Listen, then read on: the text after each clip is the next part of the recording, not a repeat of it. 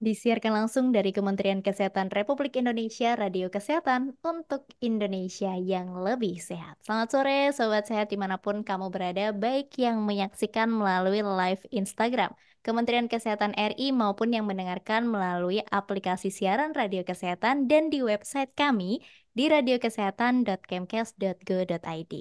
Sobat Sehat dan Healthy semuanya, mungkin pernah kita dengar mengenai istilah inner child. Meski kondisi ini tidak bisa dilihat dengan kasat mata, inner child ini dapat berpengaruh pada kehidupan kita. Sayangnya, tidak semua orang menyadari kehadiran inner child ini, sehingga di beberapa momen orang mengubur rasa tersebut sedalam-dalamnya. Lantas, bagaimana cara menghadapi inner child ini? Nah, sore ini kita akan bahas topik berdamai dengan inner child bersama narasumber kita yang seorang psikolog, ada Kak Samantha Elsner. Selamat sore, Kak. Hai, selamat sore Mbak Yure. Apa kabar nih? Baik, luar biasa. Gimana kalau Kak Sam sendiri? Alhamdulillah sehat. Oke. Alhamdulillah lagi bahagia juga karena cuacanya cerah. Nah, bener banget. Cuaca emang kadang mempengaruhi mood kita ya, Mbak ya. Bener, bener banget. Kalau hujan kan bawanya kayak agak-agak sendu Iya, gitu kan. bener. Hmm. Gloomy gitu. Iya, apalagi kalau lagi putus cinta kan, atau lagi Waduh. habis dimarahin orang tua, terus hujan Benar. gitu, terus kayaknya langsung mikirin yang negatif gitu. Overthinking tiba-tiba gitu ya. Overthinking. Oke, sore ini kita akan bahas topik menarik, Mbak, mengenai Mm-mm. inner child nih. Tapi sebelum itu saya mau ingetin ke Sobat Sehat dan Healthy semuanya, baik yang punya pertanyaan mengenai topik kita hari ini, silahkan menuliskannya di kolom komentar atau SMS WA langsung di nomor 082136362018. Oke, Mbak, untuk mengefektifkan waktu langsung aja nih. Kita mungkin tanya dari yang basic dulu. Heltis mungkin udah Mm-mm. sering mendengar mengenai istilah inner child di media sosial karena banyak banget. Mm-mm. Tapi Mm-mm. mungkin bisa dijelaskan lagi Mbak, inner child ini apa? Karena takutnya beda perspektif nih tiap orang. Silahkan. Oke, mengutip dari psikolog Swiss bernama Carl Jung ya, dia yang pertama kali mengenalkan istilah inner child itu adalah sosok anak kecil yang ada dalam diri kita nih, Mbak Yure. Jadi kalau misalkan kita ngerasa, aku tuh udah dewasa, tapi kok kayak childish ya gitu. Nah, jangan ada nih sisi anak-anaknya yang di dalam diri kita tuh masih ada. Hmm. Tapi seiring dengan perkembangannya ilmu pengetahuan di psikologi dan banyak literasi, banyak penelitiannya, akhirnya lah muncul gitu istilah ada inner child trauma. Berarti kalau udah masuk ke istilah inner child trauma, yang mana sekarang orang kan nyebutin inner child trauma tuh kepanjangan gitu ya, tiga Nih. kata kan. Jadi suka disingkat-singkat inner child gitu. Nah itu menandakan bahwa kita tuh punya isu di masa kecil kita yang kita punya trauma belum kita tuntaskan atau kita belum bisa berdamai dengan hal itu. Yang mana nantinya akan mengganggu bagaimana kita menjalani kehidupan kita sehari-hari di masa dewasa kita.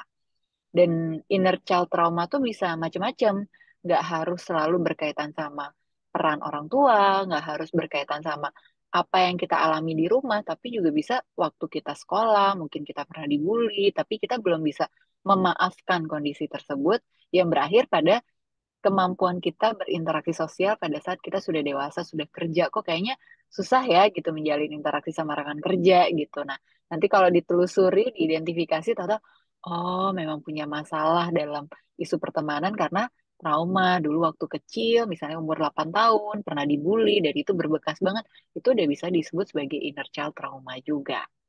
Oke, jadi itu nih Sobat Sehat dan Healthy. Jadi kita udah sama-sama paham dan sama-sama punya definisi yang sama mengenai inner child nih. Dan apakah nih Mbak, setiap Mm-mm. orang itu punya inner child tersebut? Kalau semua orang punya inner child versi yang Jung sampaikan, ada Mm-mm. sisi anak-anak di dalam diri kita, iya, Oke. semua orang punya. Gitu, kayak semua orang punya sisi hero nggak di dalam diri kita? Ada sisi pahlawan dalam diri kita. Kita selalu pengen nolong orang, selalu pengen berbuat baik, gitu kan. Kita menunjukkan sikap altruisme kita, itu adalah sisi-sisi heroik kita di dalam diri kita. Sama halnya dengan inner child. Kadang kalau kita sama pasangan, maunya manja-manja nggak sih? Iya Hmm, kan? iya Kita benar. sama anak pengennya kayak gemes-gemes, lucu-lucu kalau anaknya masih toddler gitu kan. Itu salah satu bentuk kita tuh punya loh inner child dalam diri kita. Tapi kalau kita mengacu inner child trauma, nggak semua orang punya inner child trauma. Oke, itu berarti mungkin yang perlu dibedakan ya, Mbak. Setiap orang Mm-mm. punya inner child yang versi kita kecil kita, tapi tidak semua orang punya inner child trauma. Nah, kalau Iya. soal inner child trauma sendiri, kapan biasanya seseorang itu merasakan kehadiran inner child trauma tersebut dalam kehidupannya? Atau bisa jadi setiap orang tuh nggak sadar sampai bila-bila gitu. Nah, ini menarik ya, karena namanya trauma tuh sangat subjektif sekali, Mbak Yure. Ada anak yang ngerasa bahwa pada saat peristiwa itu terjadi, kayaknya itu nggak ada yang salah. Oke. Tapi 20 tahun kemudian, let's say gini, anak ini umur 5 tahun ya. Umur 5 tahun, dulu waktu kecil dia pernah dipangku-pangku sama omnya atau sama kakeknya, lalu dia mendapatkan pelecehan seksual.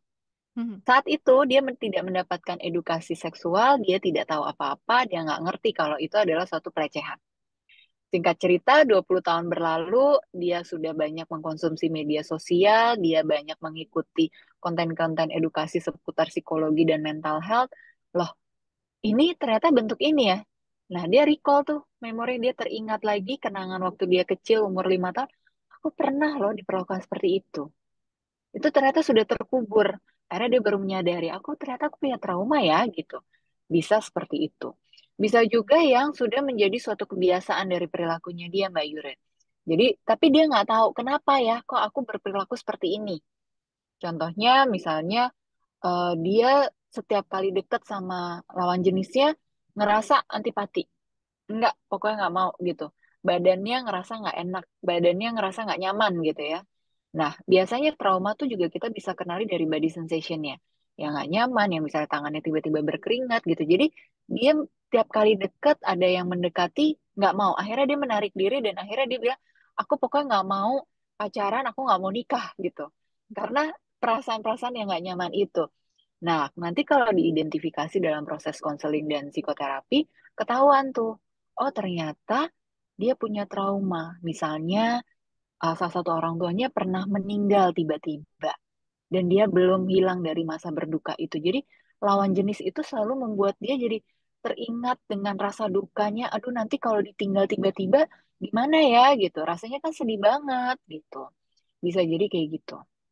Nah, menarik nih untuk dibahas lebih dalam mengenai hal tersebut, Mbak. Nah, kemudian berarti dia tuh bisa berefek nggak hanya dalam mentalnya saja, tapi dalam fisiknya juga punya pengaruh kuat ya, Mbak ya, secara tidak langsung kayak tadi misalkan dekat dengan lawan jenis, berkeringat, Hmm. berdebar yang secara nggak sadar itu sebenarnya karena inner child. Mungkin bisa disebutkan juga atau dibahas juga Mbak mengenai hubungan inner child ini akan kesehatan mental tuh sampai sejauh mana sebenarnya? Oke, kalau kita mengacu sama inner child aja tadi ya, sisi anak-anak dalam diri kita, mungkin ada yang kita ngerasa gini, waktu kecil kita tuh belum terpuaskan Oh. apa yang menjadi harapan-harapan kita. Misal gitu ya, karena faktor ekonomi, orang tua kita kayaknya dulu nggak bisa beliin kita video game gitu kan. Sekarang udah bisa punya duit sendiri, bisa beli sendiri gitu kan. Terus jadi mainnya tuh nggak selesai-selesai gitu. Jadinya di depan layar, terus main game, terus gitu. Nah, itu termasuk yang katanya pembenarannya adalah reparenting gitu ya. Hmm. Menyuapi sisi anak kecil waktu dia masih kecil tuh yang belum terpenuhi kebutuhan atau keinginannya dia. Itu contoh yang umum ya, banyak-banyak yang mengalami hal tersebut. Ada juga yang masalah misalnya mau beli baju atau mau beli barang tertentu yang dulu orang tuanya nggak bisa karena harus berhemat banget gitu, atau sampai buat hidup aja ngutang-ngutang gitu. Sekarang karena gajinya besar, dia bisa menikmati segala hal gitu. Terus jadi jor-joran gitu. Itu juga salah satu bentuknya gitu. Yang tidak terlalu mengikis sisi traumatisnya, tapi kayaknya sisi anak-anaknya tuh masih harus disuapin deh gitu. Hmm. Kayak belum belum puas jadi anak-anak gitu loh. Nah, kalau yang udah klasifikasinya masuk ke periode trauma, itu biasanya memunculkan body sensation, dan body sensationnya itu seringkali nggak enak. Bisa jadi berkeringat, bisa aja kayak gini, korban perkosaan gitu ya. Ini kasus-kasus beratnya biasanya ya. Korban perkosaan, dia nggak tahu, pokoknya dia ngerasa tiba-tiba pas besar tiap kali ngelewatin kantor yang berkaitan dengan penegak hukum, dia berkeringat dan jantungnya berdebar-debar. Karena ntar selidik demi selidik ternyata dia merasa tidak adil. Karena kasusnya dia tidak pernah diadili, penjahatnya nggak pernah ditangkap, kayak gitu. Itu bisa tuh ya. Nah, kalau kasus yang agak agak sering, agak umum, tapi nggak seberat itu biasanya hubungan relasi orang tua dan anak. Orang tuanya marah-marah atau orang tuanya melakukan pengabaian secara emosional, sering banget menghukum anaknya, komunikasinya buruk dengan anak. Nah, pas besar, biasanya anak-anak ini jadi punya self esteem atau rasa berharga dirinya tuh yang nggak terlalu bagus. Nah, ketika nggak terlalu bagus, ketika dia berhubungan dengan lawan jenis, sering banget terjebak dengan konflik-konflik yang nggak sehat. Hmm. Jadinya bermain ego terus kan, gontok-gontokan terus. Jadinya kayak boleh masih pacaran tapi nggak nikah-nikah gitu kan, Hmm. kayaknya dikit dikit-dikit ilfeel gitu, dikit-dikit ilfeel, oh ternyata dia belum berdamai gitu sama salah satu figur orang tuanya, bisa kayak gitu. Bisa juga hal-hal yang berkaitan sama sudah menikah tapi kok berantem terus ya, kayaknya mengulang pola yang sama dengan apa pola orang tuanya yang dia ingat waktu kecil karena familiarity yang dia rasakan. Jadi kayak otak kita tuh terlalu dinamis dan terlalu canggih nih ya Mbak Yure. Jadi ketika kita terbiasa waktu kita kecil menghadapi situasi rumah dan keluarga yang selalu berantem, kita tuh nggak sadar waktu besarnya kita cenderung nyari pasangan yang kayak gini juga. Oh, oke. Jadi kita itu nggak sadar tuh. Ya. Jadi kayaknya cowok, kalau kita ngomongin cewek ya, kasusnya subjeknya cewek, perempuan-perempuan ini ketika ketemu laki-laki yang, oh dia kayaknya bad boy, kayaknya seru gitu kan, Oke. bisa kayak gitu. Jadi, oh kayaknya ada tantangan gitu, nanti bisa mengubah dia, nanti bisa apa. Nah, selidik demi selidik, ternyata sejarah atau riwayat orang tuanya perempuan ini juga ibunya punya harapan bisa mengubah bapaknya. Jadi pernikahannya itu berlanjut terus, bisa sampai 25 tahun, 30 tahun gitu. Tapi pernikahannya tuh nggak pernah sehat. Hmm. Nah, itu mempengaruhi anak juga melihat laki-laki, oh yang laki-laki nggak sehat tuh juga, ah, wajar kok, orang tuaku Oke. juga kayak gitu kok gitu, aku bisa toleransi itu kok gitu. Tapi Hmm. ternyata pas dijalanin, ah berat banget ya. Oke. Gue, iya kan, akhirnya kayak, hah, ini apa sih? Hah, ini apa sih? Jadi kayak bingung sendiri, terus akhirnya mungkin dengan banyak konten-konten edukasi, terus ngerasa, kayaknya ada yang salah nih, ada yang salah nih gitu. Kayaknya harus ada yang dibenerin nih gitu. Dan itu banyak banget terjadi, bahkan di klien-klienku yang memang udah menikah, udah punya anak satu atau dua, itu sering kali kayak, loh, dulu kayaknya sebelum kenal, sebelum nikah, orang ini baik-baik aja deh. Tapi Hmm. pas udah nikah, apalagi udah punya anak, kok jadi kasar ya? Kok jadi main tangan ya, main ini, main itu. Nah, itu selidik demi sendiri ternyata punya pola yang sama. Ternyata bapaknya dulu juga kasar, galak gitu. Tapi dia nggak ingat karena terjadinya misalnya waktu dia umur 3 tahun. Jadi dia ngelihatnya cuma sekilas-sekilas, tapi udah masuk ke subconscious mind-nya dia. Jadi udah terprogram gitu otaknya dia bahwa laki-laki kayak gitu tuh nggak masalah. Oh, oke. Wah, berarti penting juga ya, Mbak, mengenali Hmm. inner child di dalam kehidupan kita. Penting banget sebetulnya. Hmm. Bahkan kalau misalnya kita mau ngomongin sesuatu hal yang ideal gitu ya, Mbak. Ketika kita mau menikah atau kita menyadari diri kita tuh emang mau ke tahap yang lebih serius sama pasangan kita, sebaiknya konsultasi dulu persiapan sebelum pernikahan. Kalau sekarang kan katanya di KUA tuh udah ada juga ya program pemeriksaan gitu kan, Iya. dan program penyuluhan gitu. Nah, itu baik juga untuk kita tambah gitu ke psikolog, kita melakukan check up untuk sebelum pernikahan, kita tahu karakter masing-masing kayak gimana, apa aja yang harus dibenahi. Karena kalau misalkan enggak, nantinya kita cuman menurunkan warisan trauma ke anak, cuman perkara karena inner child kita belum selesai. Ya, benar. Oke, wah benar banget. Berarti emang untuk sekarang tes psikologi sebelum pernikahan itu juga menjadi suatu hal yang alangkah baiknya sangat penting untuk dilakukan ya Mbak, untuk melihat apakah ada trauma-trauma tersebut sehingga nantinya juga setelah kehidupan setelah pernikahannya juga berjalan dengan baik ya untuk. Oh ya, kalau yang Gen Z itu udah rata-rata udah pada paham, Mbak.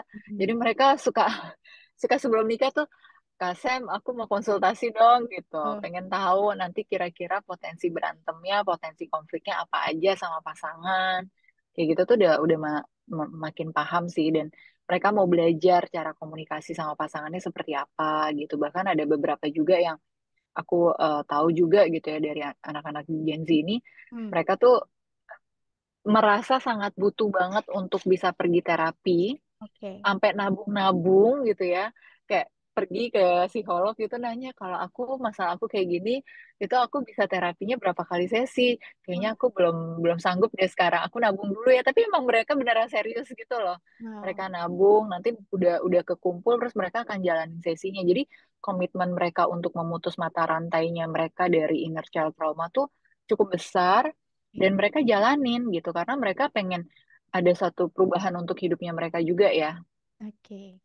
Nah, menarik Mbak. Untuk itu jadi meningkatkan awareness juga nih pada remaja lainnya atau mungkin yang dewasa muda sekarang mengenai inner child tersebut nanti jadi bisa lebih concern lagi, misalnya merasa ada yang aneh di dalam dirinya, bisa langsung periksa gitu. Kemudian Periksa. banget. Kemudian ini Mbak, tadi kan dibahas kalau inner child itu sebenarnya yang berarti nggak selalu trauma gitu. Ada inner child Hmm, yang memang karena masa kecil kita ada hal-hal yang belum bisa terpenuhi, tapi ada juga yang hmm, mengenai trauma. Kalau untuk hmm. inner child trauma sendiri, itu Ya, tanda-tandanya gimana Mbak? Agar mungkin sobat sehat di sini yang belum sadar bisa tersadarkan gitu. oke, aku lebih spesifikin lagi kali ya. Kalau di di buku aku yang Love Yourself Better, yang buku terbaruku tuh sebenarnya sudah aku masukkan juga bab yang berkaitan tentang trauma ini. Dan hal-hal yang berkaitan sama trauma di masa kecil, itu diagnosa medisnya tuh sebenarnya developmental trauma. Jadi Oke. memang kita kita mengalami trauma dalam proses perkembangan kita. Terus ada juga istilah parenting trauma. Berarti kita mengalami trauma dari pola pengasuhan orang tua kita. Nah, kalau inner child yang dimaksud ini adalah hal-hal trauma yang berkaitan dengan pola pengasuhan orang tua, kita fokus dengan istilah father hunger dan mother hunger. Oke. Jadi, anak-anak yang punya rasa trauma tentang pengasuhan dari sisi ayah, saat dia dewasa, dia akan mengalami father hunger. Ciri-cirinya, kalau perempuan itu kecenderungannya kayak haus kasih sayang bapak-bapak gitu kan. Hmm. Pengen diperhatiin dan lain sebagainya gitu. Jadinya suka suka aja tiba-tiba terjerumus dalam hubungan yang gak sehat gitu. Nah, kalau yang laki-laki ngalamin mother hunger, dia nggak terlalu deket, nggak terlalu mendapatkan kasih sayang sebaik bagaimana mestinya dari seorang ibu atau sosok ibu, itu punya kecenderungannya ketika dewasa mereka salah memilih pasangan hidupnya. Oh, oke. Ingat kalau kita bicara tentang pernikahan, biasanya laki-laki, ini kita ngomong yang biasanya ya, Iya.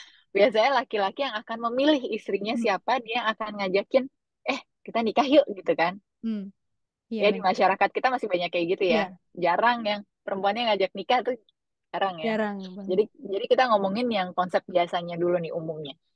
Nah, kalau laki-laki dia ngalamin mother hunger, dia jadi punya kecenderungan kan dia melihat sosok si ibu kan. Dia Iya. akan nyari tuh karakter-karakter yang mirip dengan ibunya, yang familiar, tapi dia tidak sadari ada nih di perempuan ini gitu. Nah, misalkan katakanlah ibunya adalah alpha woman gitu kan, sangat berkuasa, sangat dominan di rumah, dia deketin, diajakin nikah. Tahu nggak sih, ketika dia nikah, dia pasti bermasalah dong. Karena dia mungkin si laki-laki ini profilnya tidak lebih alpha daripada si alpha woman ini. Oh.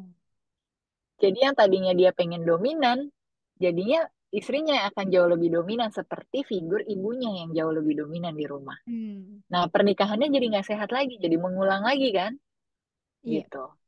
Nah, demikian juga perempuan-perempuan yang father hunger ketemu dengan suaminya yang karakternya mirip-mirip nih sama bapaknya, yang dia tuh sebenarnya abusive loh gitu, dia tuh manipulatif loh gitu, tapi nggak kelihatan kayaknya, enggak kok dia baik-baik aja kok gitu. Nah Hmm. itu udah jangan-jangan udah masuk ke tahap manipulasi yang udah dipercaya, udah ini, dan bisa merasa sangat apa ya, terlena, kayaknya lovey-dovey banget gitu.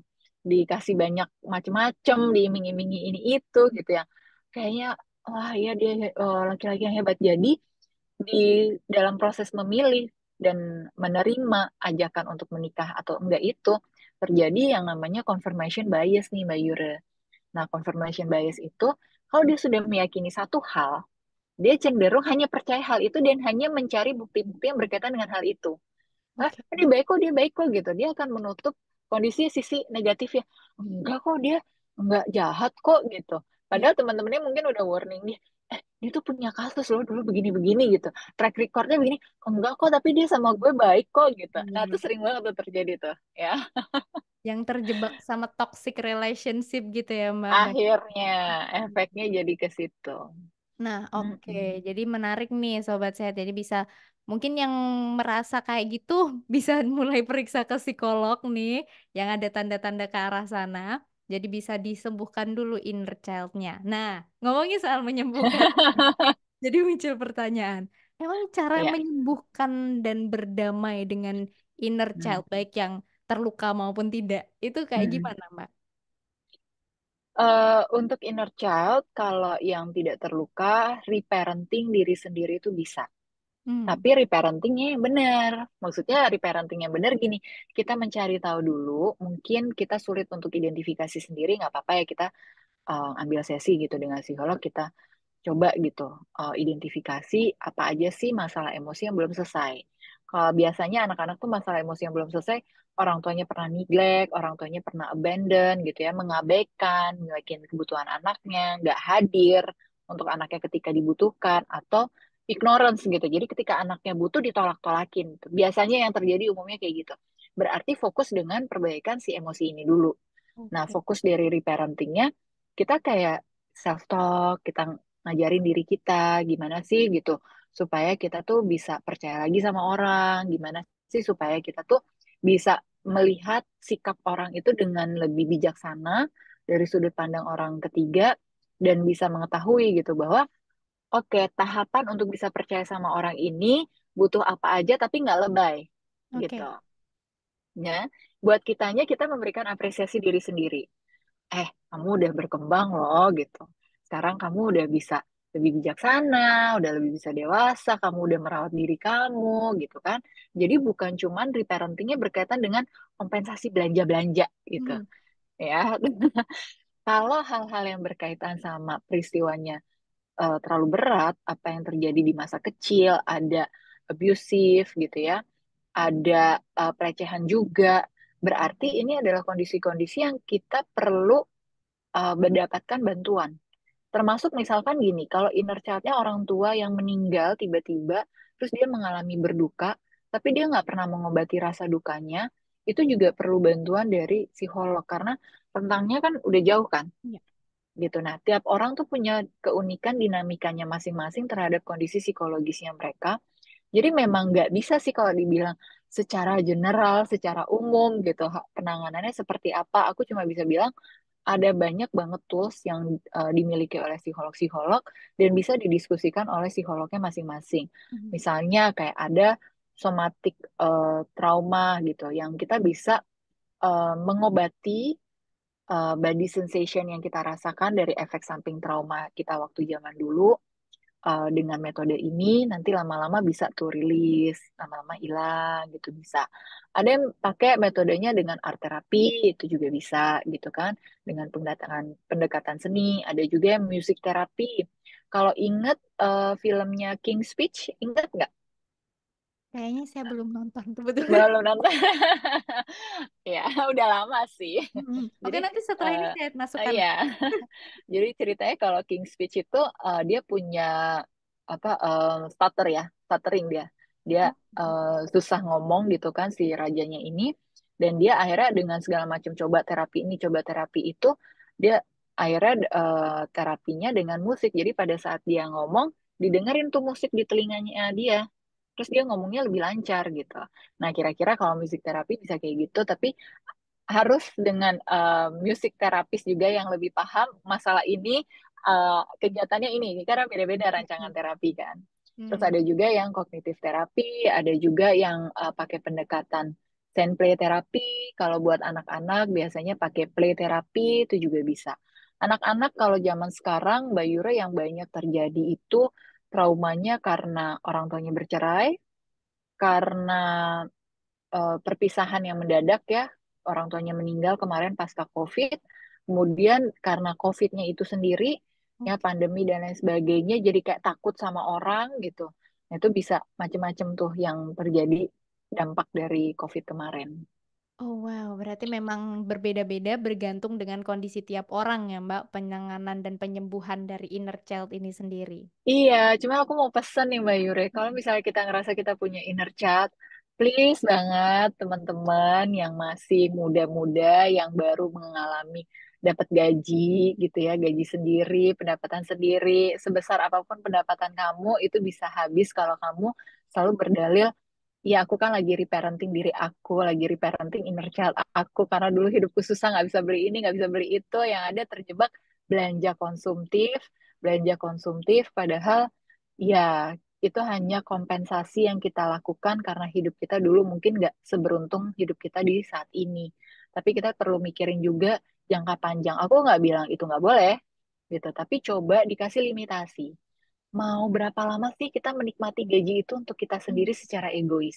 Benar. Apakah durasinya 1 tahun? Habis itu setelah 1 tahun kerja udah puas-puas-puas, habis itu planning. Mau apa? Perencanaan keuangan yang lebih baik. Karena dampak dari inner child ini, Mbak Yure, yang paling besar itu biasanya ke masalah finansial. Benar. Itu, jadi Hmm. diinget-inget ya, sobat sehat dan healthy semua. Bukan berarti harus memuaskan ego kita juga nih. Nanti jatuhnya pinjol kan sekarang banyak juga ya Mbak kasus kayak gitu. Benar-benar. Gitu. Jadi perlu diwaspadai juga. Kemudian ini ada pertanyaan menarik sebenarnya Mbak dari Gimana? Sobat Sehat dari Mm-mm. Abdul Rahim Sidik dan Hafidul Hasna. Bagaimana Mm-mm. cara kita mengetahui inner child trauma yang udah sembuh? Tadi kan kita udah bicara penyembuhannya gimana. Nah, Mm-mm. sembuhnya nih kita ngerasanya kayak gimana, Mbak? Oke, ini pertanyaan menarik. Terima kasih ya, pertanyaannya cerdas loh. Jadi kalau aku baca satu jurnal gitu, di jurnal itu berkaitan tentang bagaimana efek dari memaafkan. Oke. Ketika kita memaafkan, ada 3 titik di otak kita. Jadi kalau kita bayangin ini adalah otak kita, yang titik di tengah ini kan pusat emosi kita, amigdala ya. Yang di depan adalah pusat kita berpikir logis, ada prefrontal cortex. Di atas sini, di sini nih, itu ada yang berkaitan tentang bagaimana kita melihat dari sudut pandang orang ketiga. Orang-orang yang sudah healing dan sudah bisa memaafkan peristiwa-peristiwa buruk yang terjadi di masa lalunya dia, akan selalu memiliki pemikiran yang bijaksana karena dia sudah mengaktifkan ini, 3 titik ini. Jadi dia tahu, oh mengambil suatu keputusan itu nggak boleh impulsif karena dia bisa meregulasi emosinya dengan baik. Dia bisa melihat dengan mata yang lebih terbuka secara lebar, opsi-opsi pilihannya itu apa saja, karena prefrontal cortexnya terhubung dengan si pemikiran dari sudut pandang orang ketiga ini. Jadinya dia tidak gegabah. Dia bisa ngelihat di balik itu. Jadi kayak kayak pulpen, pulpen kan kita ngeliat kadang cuma dari satu sisi Iya. depan aja gitu kan. Tapi kalau kita putar terus tuh kan kita bisa lihat dari semua sisi kan. Kira-kira orang yang healing tuh seperti itu dampaknya ke dia. Nah, kemudian yang bisa kita ketahui juga ketika kita udah benar-benar healing, kita punya perasaan yang netral terhadap apapun peristiwa traumatis yang kita alami. Let's say gini, kita kehilangan ibu gitu, waktu kita kecil tiba-tiba atau kehilangan ayah tiba-tiba. Itu kan rasa berduka banget kan. Iya. Tapi pada saat kita udah selesai masa berdukanya, pas kita ingat lagi kejadian waktu orang tua kita meninggal itu, kita udah nggak nangis lagi. Oh, Nah, itu berarti kita udah netral gitu. oke. Nah, Mm-mm. itu tadi jawabannya untuk Kak Abdul dan juga Kak Hafiz ya. Semoga terjawab. Menarik banget perbincangan kita. Dan sebenarnya Mbak, ini banyak banget pertanyaan yang masuk dan menarik-menarik. Tapi sayangnya kita sudah harus mengakhiri perbincangan kita. Kapan-kapan Udah kita. 30 menit ya? Ya, bener banget, cepet banget. Emang ya kalau Nggak ngomongin terasa loh ini, ngobrol nggak sama terus Mbak ya. Yure loh. Dan mungkin bisa disampaikan Mbak, pesan sehat nih terakhir untuk Sobat Sehat di rumah mengenai topik kita hari ini. Oke, buat sobat sehat dimanapun kamu berada, untuk topik kita tentang inner child ini, please do check up with your psychologist, karena kalau misalkan kita suka apa ya, berasumsi, baca-baca literasi gitu yang ada beredar di internet gitu. Iya, itu benar, itu bisa mengedukasi kita, tapi kita nggak bisa self-diagnose. Karena kalau kita self-diagnose itu justru akan semakin berbahaya. Kita jadinya punya mental playing victim, menjadikan diri kita sebagai korban, dan akhirnya kita jadi nggak bisa maju untuk mencapai apapun yang menjadi cita-cita kita saat ini.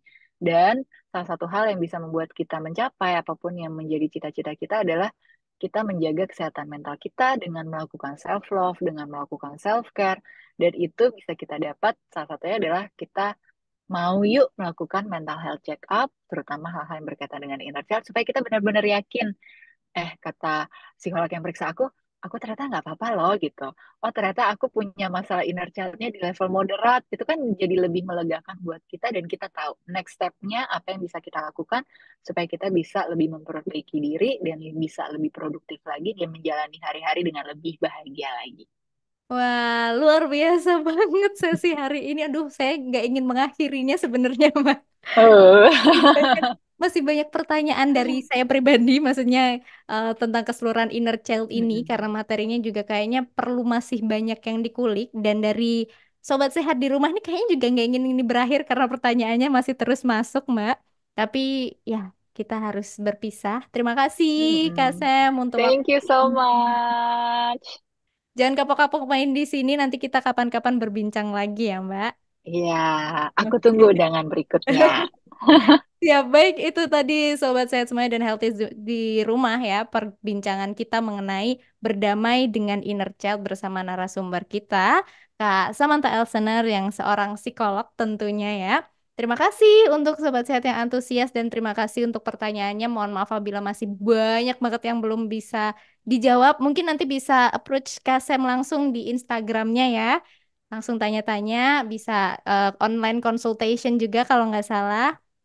Ya kayak. Iya, Oke. betul. Baik, itu tadi perbincangan kita. Saya Yura Aurelia dan Kak Sem pamit undur diri. Sampai jumpa dan salam sehat.